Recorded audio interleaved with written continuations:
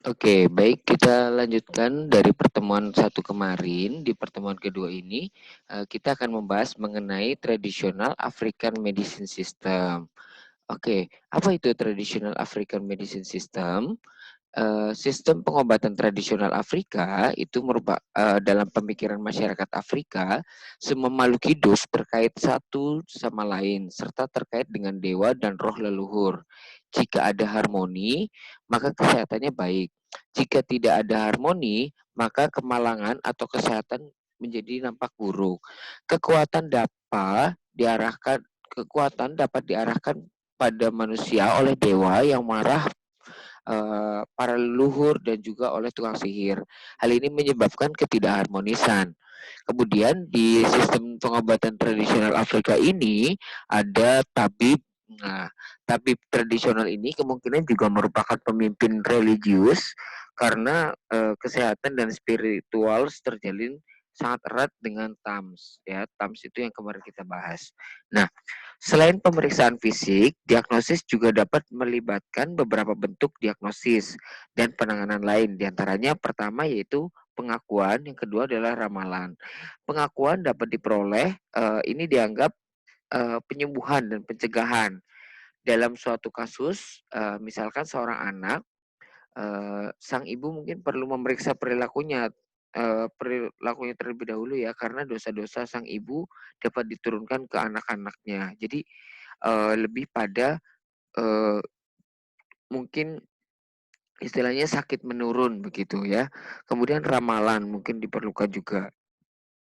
Nah, penyakit-penyakit berat lebih dianggap disebabkan oleh supranatural dari, eee, contohnya sakit dan nyeri ringan, serta pengobatannya juga lebih ditekankan pada ritual, jampi-jampi, dan persembahan kurban daripada untuk gangguan-gangguan yang ringan. Nah, obat herbal akan menjadi bagian dari ritual, sedangkan aktivitas farmakologis atau terapeutiknya cenderung kurang, atau kurang diharapkan atau kurang diantisipasi. Pengobatan ini lebih ditekankan pada gaya hidup pasien, di mana pengobatan penyakit didasarkan pada dualisme pikiran tubuh bersifat holistik. Jadi memang kalau pengobatan tradisional Afrika masih mengandung nilai-nilai religius atau ritual. Nah, contohnya stres ya. Stres disebabkan oleh retaknya hubungan dengan tetangga, keluarga atau rekan kerja, atau karena perilaku tak bermoral dan rasa bersalah yang diakibatkannya, atau dosa-dosa akibat ketidakpatuhan pada aturan-aturan agama, penurunan resistensi imun dan penyakit akhirnya dapat timbul seperti itu. Jadi memang lebih pada aspek sosial. Nah, sementara ketika kita mendengar tentang obat tradisional, kita pasti mengingat, pasti berawal dari tumbuhan gitu ya. Padahal obat tradisional tidak hanya tumbuhan saja ya, bahkan, faktor-faktor psikis dan lingkungan juga merupakan faktor penting dalam pengobatan tradisional. Nah, atau tumbuhan obat pada TAMS atau tradisional, medicine itu ada 2 asumsi yang penting. Yang pertama, tumbuhan tersebut hidup dan semua benda hidup dianggap menghasilkan kekuatan vital yang dapat dimanfaatkan. Pembebasan kekuatan tersebut memerlukan ritual-ritual dan persiapan khusus seperti jampi-jampi agar lebih efektif. Jadi memang di situ zaman dulu sudah ada tanaman obat, tapi kalau di, African tradisional itu masih harus ditambah dengan jampi-jampi untuk meningkatkan efektivitas, seperti itu. Jadi lebih pada, aspek psikis ya. Kemudian yang paling penting adalah kita harus mengenal, produk dalam negeri atau obat asli Indonesia. Apa saja sih obat asli Indonesia itu? Ada obat tradisional. Definisinya, secara definisi adalah bahan atau ramuan bahan yang berupa bahan tumbuhan, bahan hewan, bahan mineral, sediaan galenik atau campuran dari bahan-bahan alam tersebut yang secara tradisional telah digunakan untuk pengobatan berdasarkan pengalaman. Jadi lebih pada pengalaman, misalkan nih, oh zaman dulu eh, apa namanya, kencing apa namanya, ada tanaman-tanaman yang sering digunakan untuk menurunkan panas. Oh, pakai dadap serep. Oke, kita oleh pengalaman-pengalaman orang terdahulu terhadap sirup itu bisa menurunkan panas, akhirnya dipakai. Walaupun secara farmakologis waktu itu belum ditentukan senyawa apa yang mempengaruhi, ternyata sudah berefek. Nah, akhirnya digunakan sampai saat ini. Dan ditelaah dan diteliti lebih lanjut dan ternyata memang memiliki efek antipiretik seperti itu. Nah, kemudian pengobatan tradisional itu ada 3 macam, ya. Yang pertama yang melibatkan intervensi fisik, ya. Jadi tidak melulu pengobatan tradisional itu hanya jamu-jamuan seperti itu, tidak. Tapi pijat refleksi, akupuntur, kompres, kerokan, bahkan olah pernafasan merupakan suatu pengobatan tradisional. Kemudian ada lagi intervensi psikis. Nah, di sini lebih menitik beratkan pada faktor eh, psikis dari si pasien. Ada pengobatan supranatural, magic, dan tenaga dalam. Nah, di sisi lain ada intervensi obat alam. Salah satunya, ini baru salah satunya ya. Contohnya adalah jamu.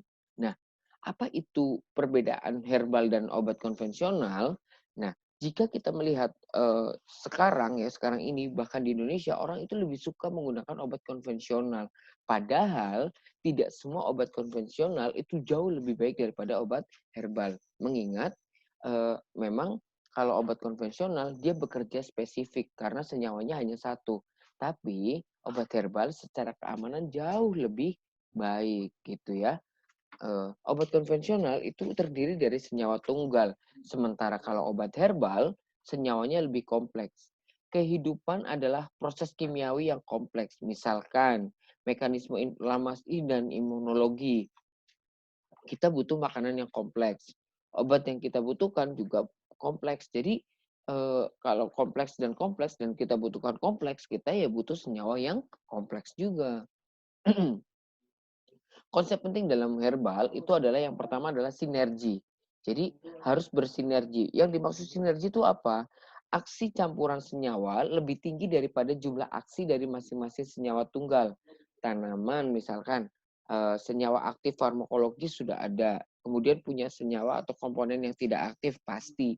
Ya karena kompleks tadi ada yang berefek, ada yang nggak berefek. Namanya dalam satu tanaman kandungannya ada banyak gitu.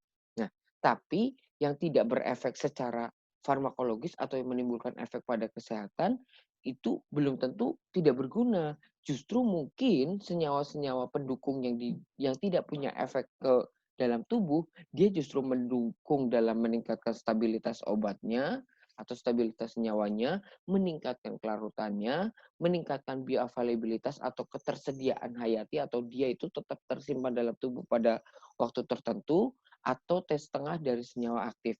Maksudnya tes tengah adalah waktu paruh eliminasi. Maksudnya seperti apa? Waktu di mana separuh obatnya sudah dibuang oleh tubuh gitu ya. Jadi memang dia tidak punya efek farmakologis, tapi dia membantu efek farmakologis dengan membantu stabilitas, kelarutan, bioavailabilitas dan waktu paruhnya. Nah, sebagai contoh nih ya, glikosida isoflavon, contohnya glikosida isoflavon daidzein yang diberikan dalam bentuk ekstrak Pueraria mirifica, di mana dia mencapai konsentrasi lebih besar dalam plasma dibandingkan daizin murni pada dosis yang sama. Jadi memang ketika dia dalam bentuk isoflavon daizin pada ekstrak Pueraria itu memiliki konsentrasi yang lebih besar dalam plasma. Nah, aktivitas antibakteri dari minyak atsiri serai misalkan, contohnya adalah geranial dan neral. Masing-masing menunjukkan aksi antibakteri, kemudian mirsen tidak menunjukkan aktivitas, namun mirsen ini menaikkan aktivitas ketika dicampur dengan geranial atau neral. Sekali lagi, senyawa di dalam tanaman bahan alam itu, senyawa dalam bahan alam itu belum tentu punya efek uh, zat aktif farmakologis, tapi justru dia bisa meningkatkan sifat fisika kimianya begitu. Nah, kemudian ada lagi contohnya adalah senosida A dan senosida C, di mana sinosida A dan sinosida C memiliki efek laksatif yang sama pada tikus, tetapi jika diberikan dalam bentuk campuran, keduanya dengan perbandingan 7:3 justru akan sangat baik dan dia akan memberikan efek laksatif 2 kali lebih besar. Laksatif tahu laksatif? Laksansia atau memudahkan dalam buang air besar ya.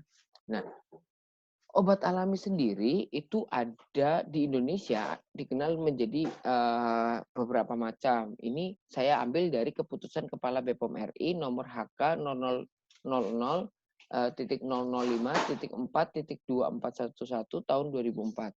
Nah, di mana obat alami itu terdiri dari 3 macam, yaitu isolat murni, obat asli Indonesia atau obat tradisional dan obat alami asing. Nah, kalau isolat murni itu merupakan obat-obat modern, sementara obat alami asing itu terdiri dari obat tradisional asing berlisensi, biasanya obat-obat China ya. Kemudian kalau obat asli Indonesia, obat tradisional itu ada 3. Nanti akan kita kenalan satu-satu ya. Pertama adalah obat tradisional empiris, contohnya adalah jamu. Ini adalah logo jamu, di mana di situ ada gambar daun berserta dengan batangnya. Ya, kemudian ada obat herbal terstandar, ada 3 bintang.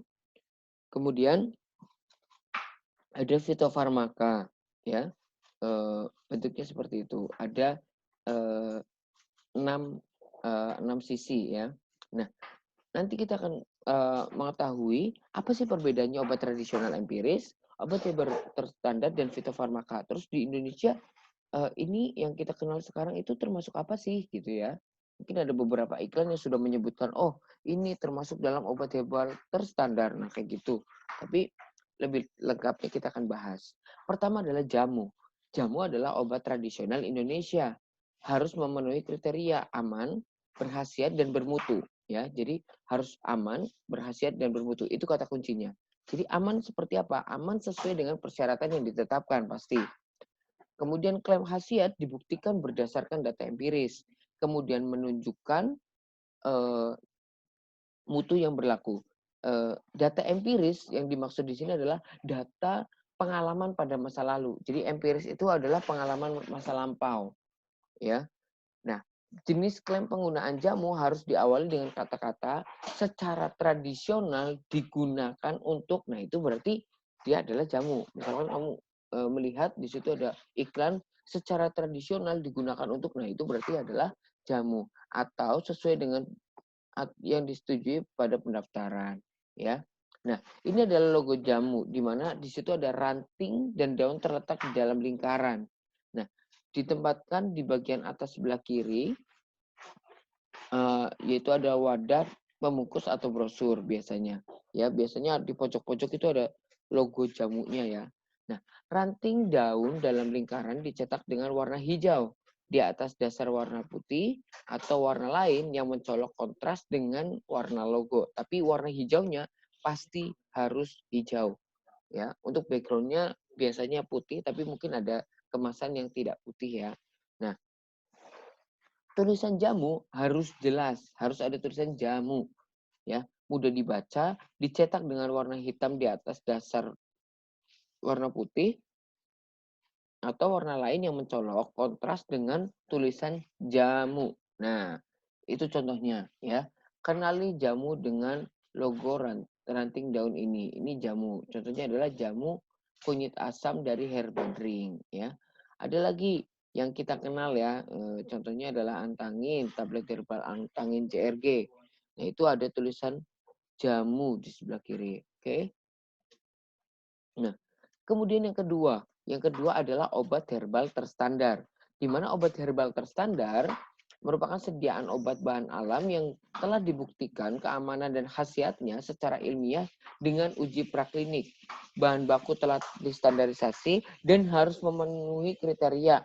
Nah, yang tadi kan aman, berkhasiat, dan bermutu saja ya kalau obat jamu. Nah, kalau terstandar ada tambahannya loh.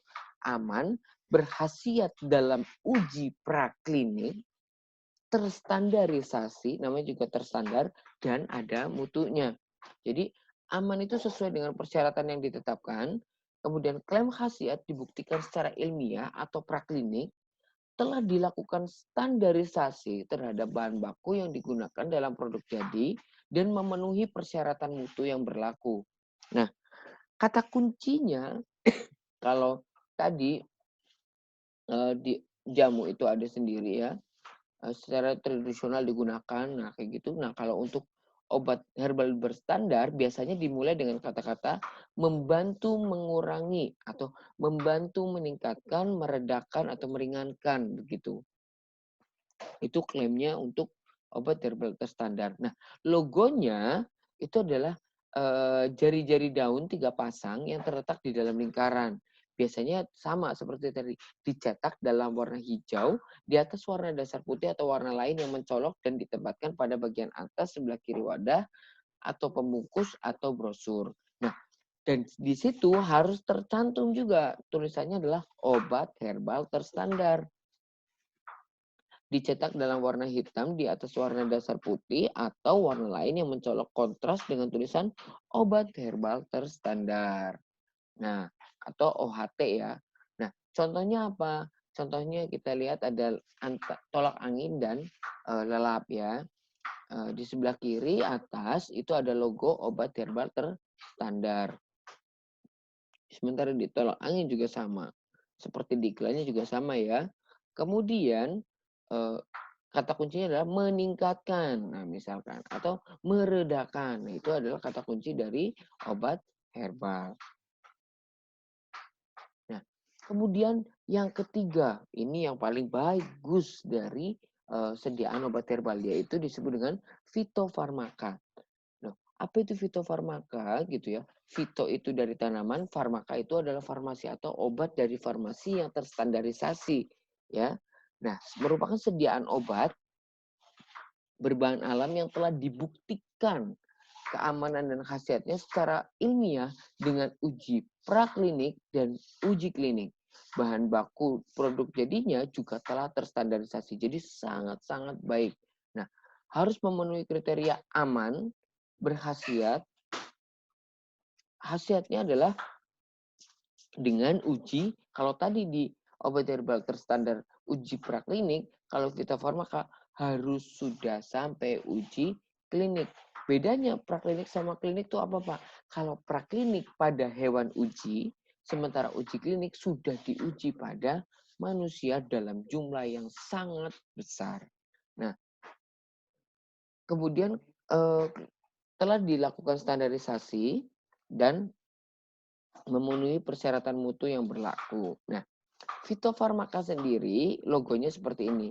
Jadi ada jari-jari daun yang kemudian membentuk bintang terletak dalam lingkaran ya jumlahnya ada 6 sisi. Biasanya seperti tadi, ditempatkan di bagian atas sebelah kiri wadah, pembungkus atau brosur, dicetak dalam warna hijau di atas dasar warna putih, atau warna lain yang mencolok kontras dengan warna logo. Tulisannya adalah fitofarmaka, harus jelas dan mudah dibaca. Dicetak dalam warna hitam di atas dasar warna putih, atau warna lain yang mencolok kontras dengan tulisan fitofarmaka.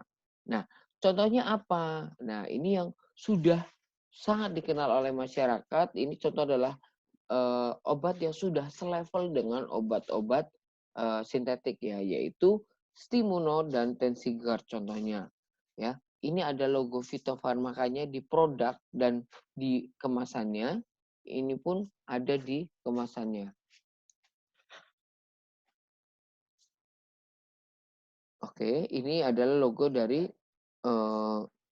obat herbal terstandar, jamu, dan fitofarmaka. Nah, berdasarkan peraturan yang tadi, keputusan BP POM tadi, sudah ditentukan bahwa keputusan Kepala BPOM tahun 2004 dengan nomor HK00054241 adalah tentang logo jamu, OHT, dan fitofarmaka. Itu saja untuk pertemuan hari ini. Semoga membawa manfaat untuk kita semua. Barangkali ada kekurangan, saya mohon maaf. Sampai bertemu di pertemuan berikutnya. Wassalamualaikum warahmatullahi wabarakatuh.